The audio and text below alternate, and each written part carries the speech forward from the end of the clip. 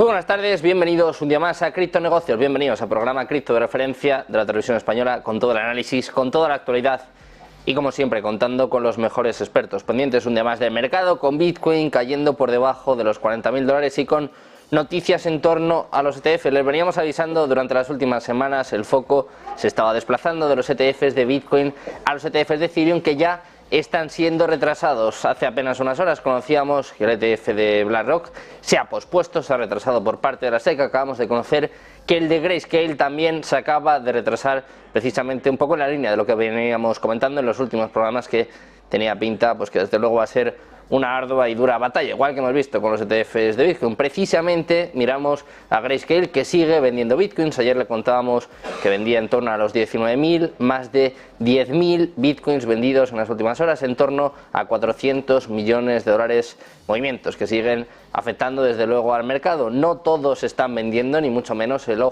foco está puesto sobre todo en BlackRock, que ya tiene 45.628 Bitcoin en su ETF. De hecho, ojo, porque además la empresa está empezando a anunciar también las bondades de Bitcoin en su web, incluso empezando a dar ciertos cursos para que los inversores puedan ir aprendiendo en qué consiste Bitcoin, su tecnología y también sus fundamentales. Como les decíamos, la empresa ya tiene una asombrosa cantidad de 45.688 Bitcoin, cuyo valor supera ya los $1.800 millones, destinados sobre todo para su ETF de Bitcoin al contado. La Comisión de Bolsa de Valores de Estados Unidos, como les decíamos, por otro lado también ha dado malas noticias a BlackRock, ha aplazado la decisión sobre el ETF de Ethereum de BlackRock, considerando un periodo más largo. El mayor gestor de fondos del mundo presentó la solicitud en noviembre para este ETF de Ethereum, buscando exposición a la segunda criptomoneda más grande. De hecho, el propio CEO, el propio Larry Fink, expresó su apoyo a un ETF de Ethereum, indicando que la aprobación era un paso hacia la tokenización. Mientras tanto, su ETF de Bitcoin, como saben,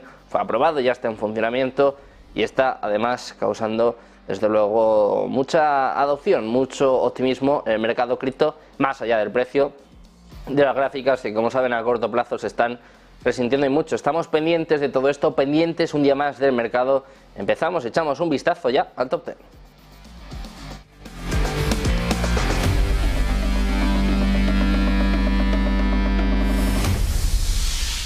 Miramos un día más al mercado cripto con Bitcoin por debajo de los $40.000, con caídas en la última semana y también en las últimas 24 horas en Bitcoin y en el resto de altcoins. Miramos sobre todo a Bitcoin, se deja un 5,25% en los últimos 7 días, con caídas también en las últimas 24 horas, a pesar de la decisión del Banco Central Europeo de la pausa de mantener los tipos. Vemos a Bitcoin pues que sigue cayendo un 1,14% en las últimas 24 horas hasta los $39.652. Segundo lugar para Ethereum, cae más del doble también en el día de hoy, 11,95% abajo en la última semana, 2,32% en las últimas 24 horas hasta los $2.186. Cuarto lugar para BNB, peleando, intentando recuperar los $300, viene cayendo un 6,81% en la última semana, 1,14% en las últimas 24 horas hasta los $289. En quinto lugar, Solana, también en negativo, también cayendo en la última semana, un 9,86% en las últimas 24 horas, 1,97% bajo hasta los $85. En sexto lugar, XRP, ya les adelanto, todas están cayendo. En el caso de XRP, un 8,77% en la última semana, 1,92% en las últimas 24 horas hasta los 50 centavos. Octavo lugar para Cardano, cayendo cerca del 10% en los últimos 7 días, en concreto 9,71% abajo, 2,45% en las últimas 24 horas hasta los 46 centavos. En noveno lugar tenemos a Dogecoin, ha recuperado su puesto, ha recuperado el noveno lugar, cayendo poquito en la última semana, 1,55%, algo más en las últimas 24 horas, 2,39% bajo hasta los 7 centavos. Y cerramos el top 10 mirando a Avalanche, que se deja un 12,61% en la última semana y es la que más cae en las últimas 24 horas dentro del top 10, perdiendo un 5,10% hasta los $29,89. Así está el mercado cripto en estos momentos, caídas en la última semana, también en las últimas 24 horas y con muchas noticias, con mucha actualidad que repasamos con las Crypto News.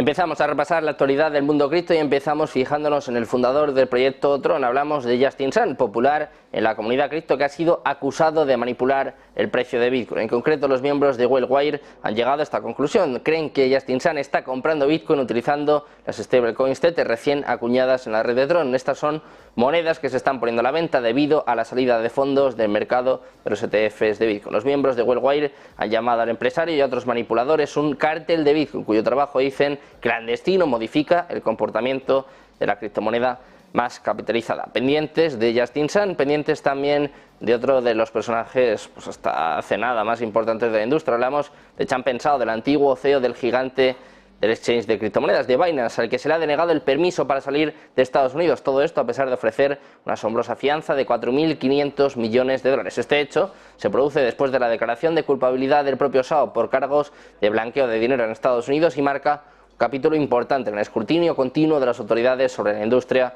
de las criptomonedas. A pesar de la enorme fianza, el tribunal ha mantenido su decisión de mantener a Zhao dentro de las fronteras estadounidenses. Ha citado la necesidad de asegurar su presencia a través del proceso de sentencia fijado para febrero de 2024. Pendientes de Justin Sun, de Changpeng Zhao y también de Tesla, del gigante de fabricación de vehículos eléctricos, que no ha mencionado la actividad de compra o venta de Bitcoin en su último informe de ganancias de esta semana. La falta de transacciones sugiere que sus tenencias se mantienen sin cambios en 9.720 Bitcoin por un valor de cerca de 389 millones de dólares. Tesla continúa de esta forma aferrándose a su importante inversión en Bitcoin, incluso en medio de la actual turbulencia de precios de la criptomoneda más grande. La última vez que redujo sus tenencias fue en el segundo trimestre de 2022, después de liquidar el 75%, es decir, cerca de 936 millones de dólares en Bitcoin. Como ven, mucha actualidad en el mercado cripto, mucho movimiento, caídas importantes que estamos viendo en las últimas semanas después de la aprobación de los ETFs. Y como siempre, vamos a analizarlo de la mano de los mejores expertos, así que no se vayan. Un par de minutos y volvemos con el análisis, con los datos en Negocios Televisión.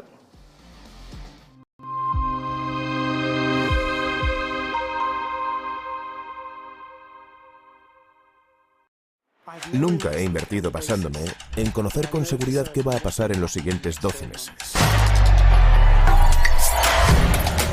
Estamos inmersos en un cambio de paradigma. La era de la baja inflación y los tipos de interés también bajos ha terminado. El mundo ya no financiará a Estados Unidos con tanta facilidad como en el pasado. Están gestándose cambios profundos y a consecuencia de ello, los mercados cobrarán más por asumir riesgo. Así pues, en el equipo de inversión hemos definido 4 escenarios clave y les hemos asignado una probabilidad de materializarse en 2024. Hemos confeccionado para cada escenario una cesta de activos que debería aportar resiliencia en estos diferentes entornos económicos y en las diferentes regiones. Tenemos una hipótesis de referencia, pero este año compartimos los 4 escenarios para ayudar a los inversores a lidiar con un año de incertidumbre sin precedentes. Aquí puedes profundizar en nuestra visión sobre la evolución de cada clase de activo en estos escenarios.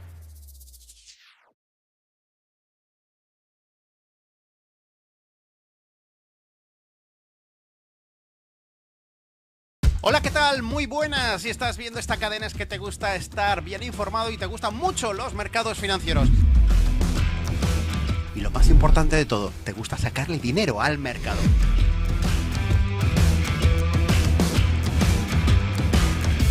Así que tenemos una cita, el cierre de Wall Street los lunes a las 9:30 de la noche, los martes y los jueves un poquito antes, a las 9:15. Aquí estaremos en Negocios Televisión explicando consultorio, explicando por qué tomo decisiones de compra, por qué vendo, todo lo relacionado con los mercados. Ese consultorio a vuestra disposición para ver cómo veo el mercado y un montón de novedades que iremos anunciando próximamente.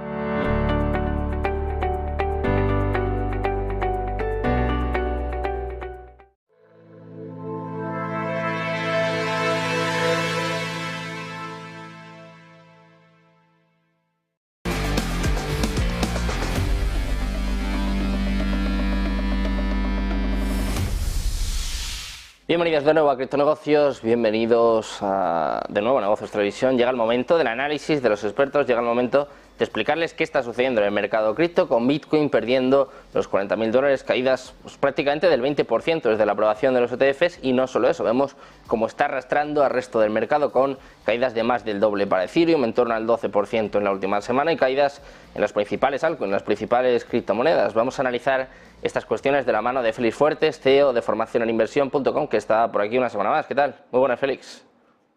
Muy buenas, Sergio. Encantado de participar aquí en Negocios TV y un placer. Un placer volver a tenerte por aquí, como decía, en un momento pues de incertidumbre para el mercado cripto. Yo creo que también cierta decepción, porque como venimos repitiendo durante toda la semana, había mucha gente pues pensando que nos íbamos ya a la luna, que se iban a tocar los 50.000, los 60.000. Había algunos que sí que hablaban pues de que se podía producir este movimiento de sell the news, de vender con la noticia, pero no sé si tanto, no sé si como para perder en este caso los $40.000. Cuéntanos un poquito, Félix, qué ha pasado y sobre todo qué puede pasar a partir de ahora, en qué nivel debemos fijarnos y qué está sucediendo a nivel on-chain que pueda explicar estas caídas que estamos viendo.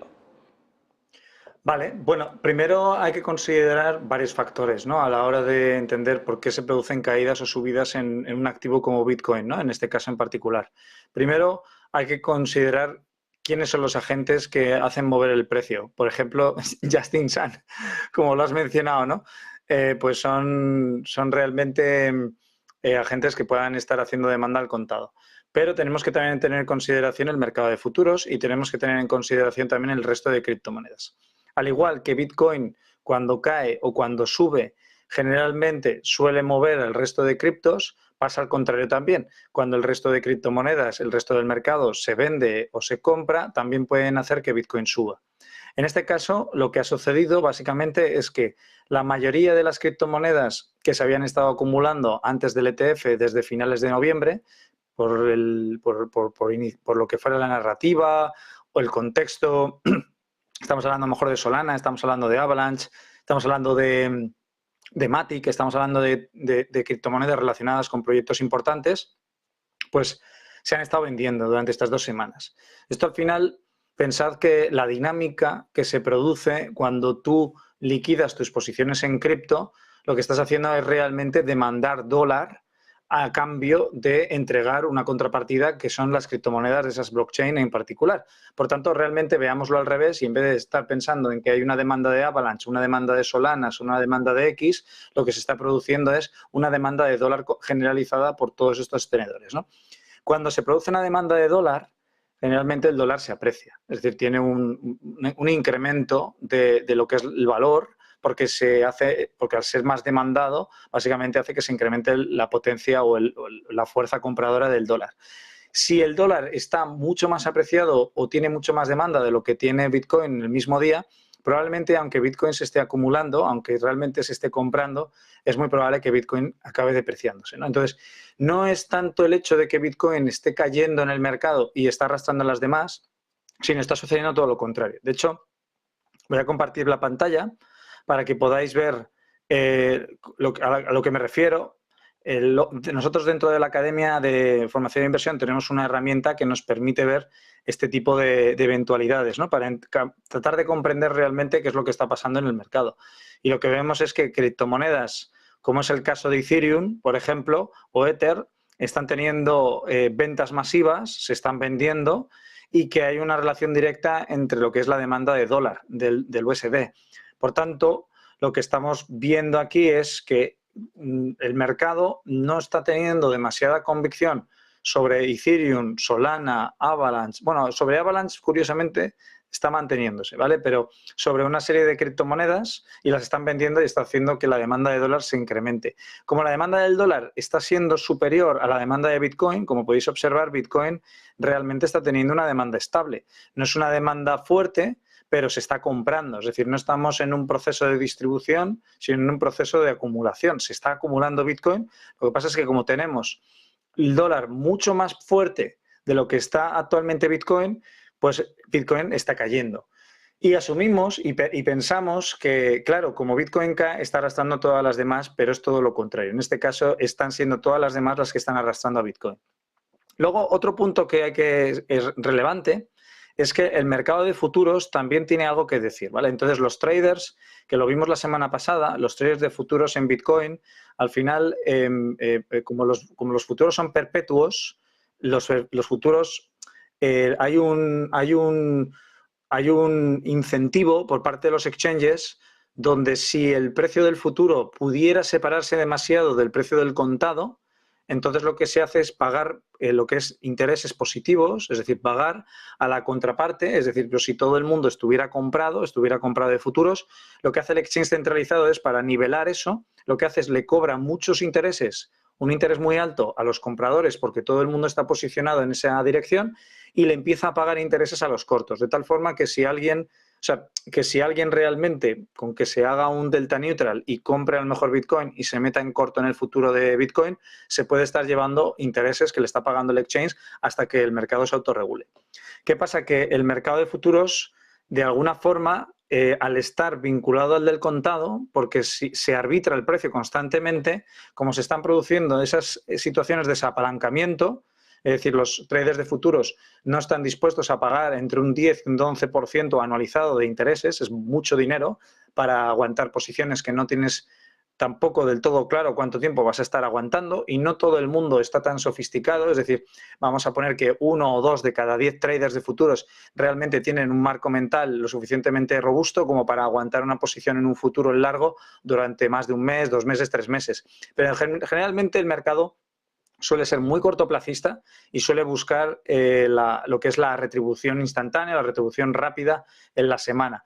Por tanto, vemos un desapalancamiento también del mercado de futuros, y esto también deriva, lógicamente, en que el mercado arbitre esa caída y esté nivelando el precio a la baja, ¿vale? Pensemos que una corrección como la que está pasando ahora mismo en Bitcoin es algo positivo, es decir, si vemos un poco en correlación a antiguos bull runs que hemos tenido anteriormente, ¿vale? Vemos que realmente las correcciones que se produjeron en otros bull runs fueron entre el 35 y el 40% de corrección.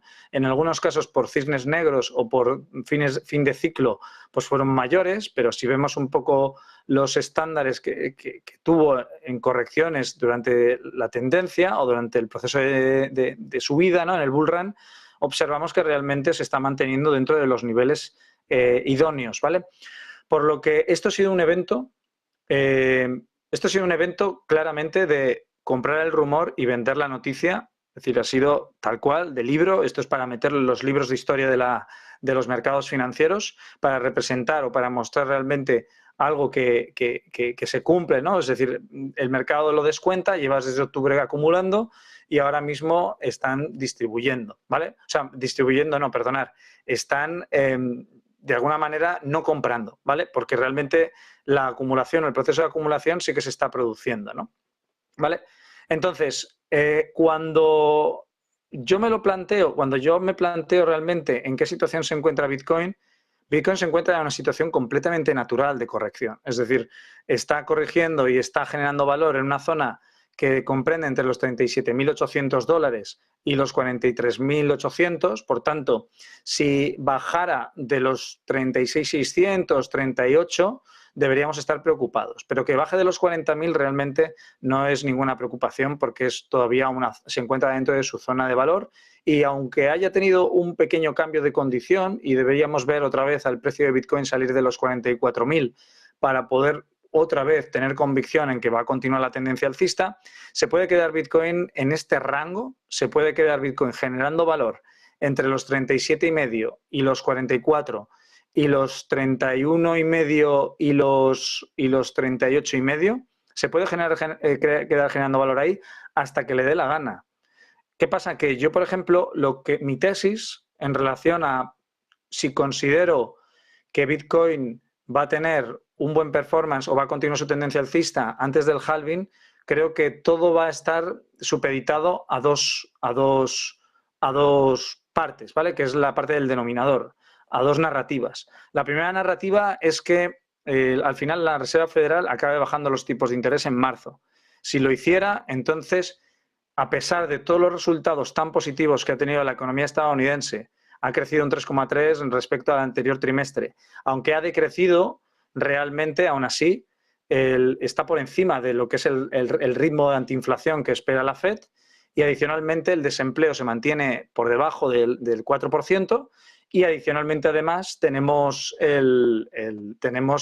pues que el consumidor ya empieza a tener más confianza, los PMIs ayer salieron con muy buenos datos. Por tanto, todo esto al final derivaría en que la economía estadounidense se mantiene relativamente fuerte o robusta por el momento. El mercado podría estar descontando que los tipos de interés no se van a bajar. Y, por tanto, si los tipos de interés no se van a bajar, ¿por qué me voy a exponer yo a comprar Bitcoin cuando puedo seguir prestándole dinero al gobierno estadounidense? Entonces, eso generalmente suele ser muy perjudicial para activos como el oro o Bitcoin, porque el dólar se aprecia y hace que la misma criptomoneda pues acabe retrocediendo más en el precio. Y eso al final también, desde el desconocimiento, nos lleva a pensar en que Bitcoin pues no va a dejar de caer, y como no sabemos cuándo va a caer porque no tenemos las herramientas para saberlo, entonces ahí es donde entra luego los agentes del mercado, sobre todo los que de alguna manera, voy a decir, mueven el mercado como tal, entienden cómo funciona esto y saben que, y esto lo podemos ver a nivel on-chain, saben que realmente los especuladores, que son aquellos que entraron en un espacio de tiempo inferior es decir, que llevan menos de un mes en el mercado, han estado entrando durante toda esta subida, sobre todo desde la rotura de los 38, y han estado acumulando, ¿no? Y luego ya hemos visto la entrada de los ETFs, ¿no? Pero bueno, las entradas de los ETFs y la salida de los bitcoins de Grayscale, pero hemos visto cómo han empezado a entrar especuladores. ¿Qué pasa con los especuladores? El problema es que el especulador que ha entrado esperando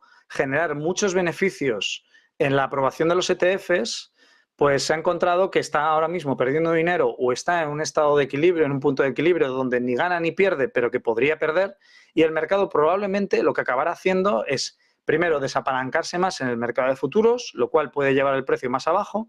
Segundo, podemos encontrarnos con que el dólar se siga apreciando mucho en relación al Bitcoin y al resto de criptomonedas, porque el mercado aún así todavía no lo tiene del todo claro si se van a bajar los tipos de interés en marzo, por lo que aquí todavía nos quedan un par de meses de mucha incertidumbre, donde vamos a estar lucubrando e intentando medir las palabras de Powell y las palabras de todos los miembros de la Fed. Y luego habrá que observar cómo va a comportarse China en relación a su política monetaria, si va a seguir imprimiendo dinero y si se van a aprobar ETFs de Bitcoin también en la bolsa de Hong Kong, que a priori se estima que podrían incluso tener más demanda y podría entrar más capital en esos ETFs de los que están entrando ahora mismo en Estados Unidos.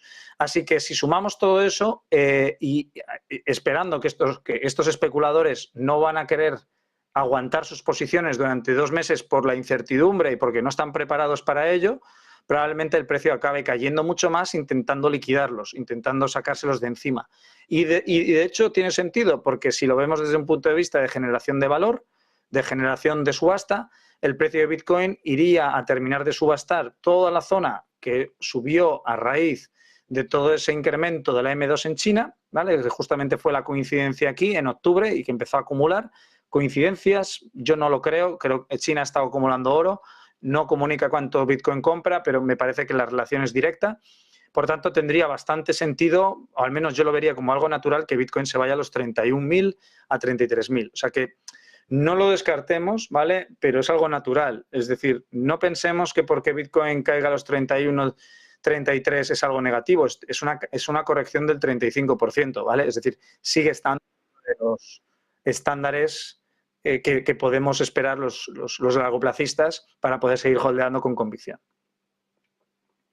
Estamos pendientes de Bitcoin, también del resto de criptomonedas, también de ciertos niveles. Félix, quiero que nos guíes un poquito, que nos digas primero qué está sucediendo en las métricas on-chain, qué están haciendo las ballenas y luego qué niveles tenemos que observar, en cuáles nos debemos fijar. Por ejemplo, ayer nos hablaban de que era importante recuperar los 40.000, que lo hizo, pero enseguida los ha perdido. ¿Por dónde van a ir los tiros? ¿Dónde debemos fijarnos en estos momentos?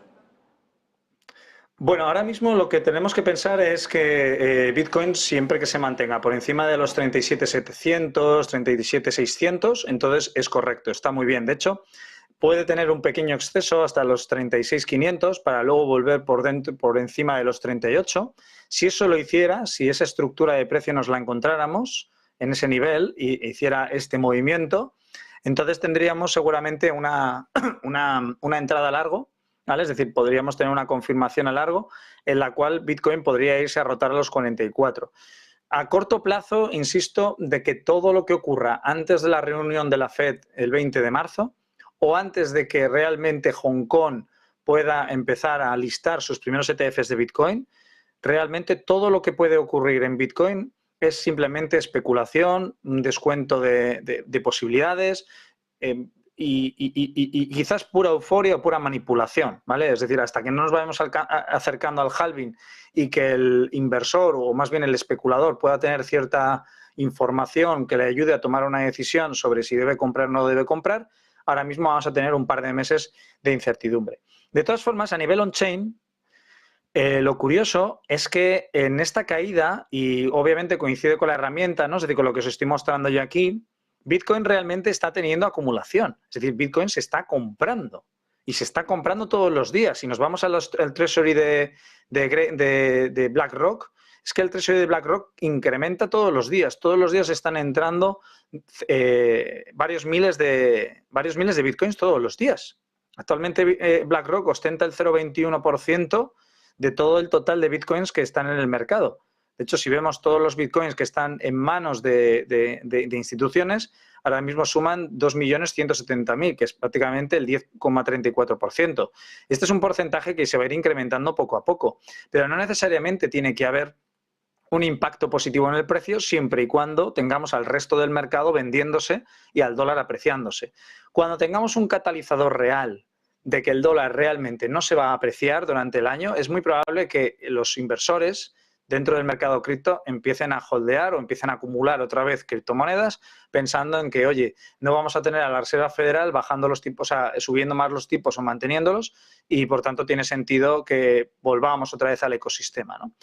Aún así, considerar que, solo como a modo comparativo, de que MicroStrategy, que básicamente es la empresa la cual hemos estado dando el mayor número de seguimiento porque es el que más Bitcoins está comprando, ¿vale? A nivel empresarial y se está convirtiendo en una especie de vehículo representativo al estilo del Trust de Grayscale, solo ostenta el 0,9% de tenencia de Bitcoin total, cuando el ETF de BlackRock en apenas 13 días ya lleva prácticamente una cuarta parte de todo lo que tiene actualmente MicroStrategy, ¿no?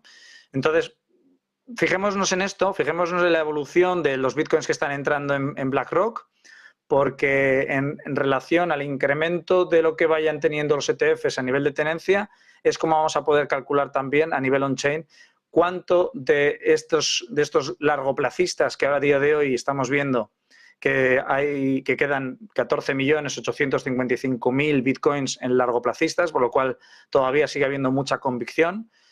¿Cuántos de estos realmente son Bitcoins que han entrado en ETF y que podríamos seguir considerándolos largoplacistas, aunque a nivel on-chain no lo podamos realmente contabilizar, ¿no? Porque vemos que aquí se ha producido esta entrada, ¿no? Así que, bueno, pues veremos a ver cómo se va desarrollando y poco más que contarte, Sergio.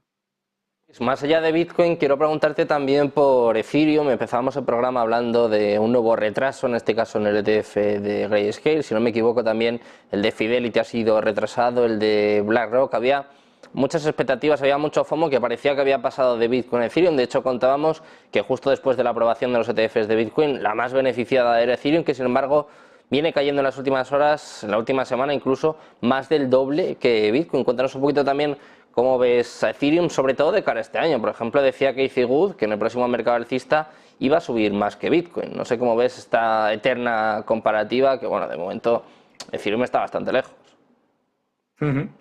Bueno, yo creo que hay 3 puntos que hay que tener en cuenta aquí, ¿no? Primero, que